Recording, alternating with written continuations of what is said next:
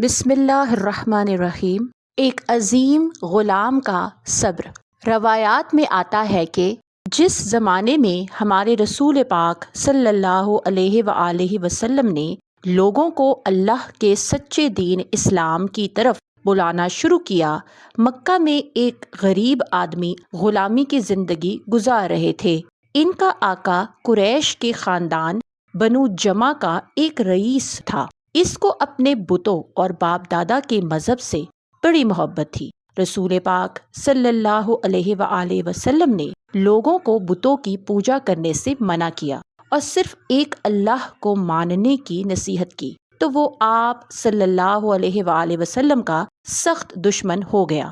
لیکن وہ غریب غلام بڑی نیک طبیعت کے آدمی تھے۔ وہ فوراً رسول پاک صلی اللہ علیہ وآلہ وسلم پر ایمان لے آئے اور بڑے پکے اور سچے مسلمان بن گئے۔ غلام کے آقا کو جب معلوم ہوا تو اس کو سخت غصہ آیا اور اس نے اپنے غریب غلام پر طرح طرح کے ظلم ڈھانے شروع کر دیے۔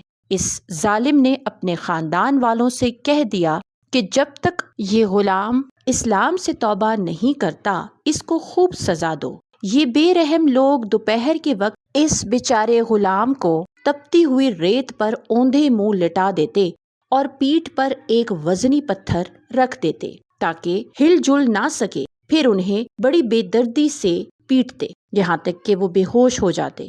جب ہوش آتا تو ان کی زبان سے یہی نکلتا کہ اللہ ایک ہے اور محمد مصطفیٰ صلی اللہ علیہ وآلہ وسلم اس کے سچے رسول ہیں۔ ایک دن ظالم آقا نے اس مظلوم غلام کے دونوں پاؤں میں بیڑیاں ڈالیں اور انہیں بری طرح گھسیٹتا ہوا باہر لے گیا۔ دوپہر کا وقت تھا اور سورج آگ برسا رہا تھا۔ اس ظالم آقا کا بیٹا بھی ان کے پیچھے پیچھے وہاں پہنچا اور اس غریب غلام سے کہنے لگا، کیا میرا باپ تیرا رب نہیں ہے؟ انہوں نے جواب دیا، ہرگز نہیں، میرا رب اللہ ہے جس نے سب کو پیدا کیا ہے اور جو سب کو روزی دیتا ہے۔ اس شخص کو اس جواب پر سخت غصہ آیا اور اس نے اس غریب غلام کا گلا اس زور سے دبایا کہ ان کی زبان باہر نکل پڑی اور ان میں ہاتھ پاؤں ہلانے کی طاقت نہ رہی۔ اتفاق سے اس وقت ایک معتبر صحابی ادھر سے گزرے۔ انہوں نے جب اس مظلوم غلام پر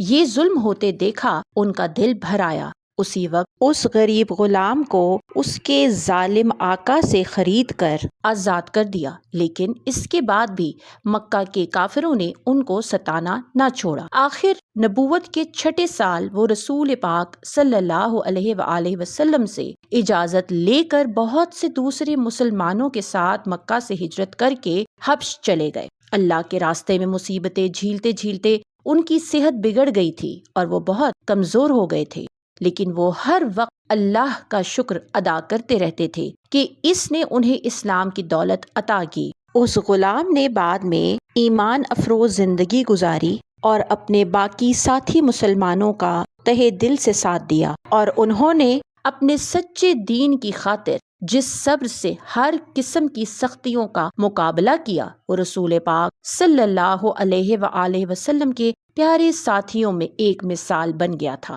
اللہ ان پر اپنی رحمتیں نازل فرمائے، آمین۔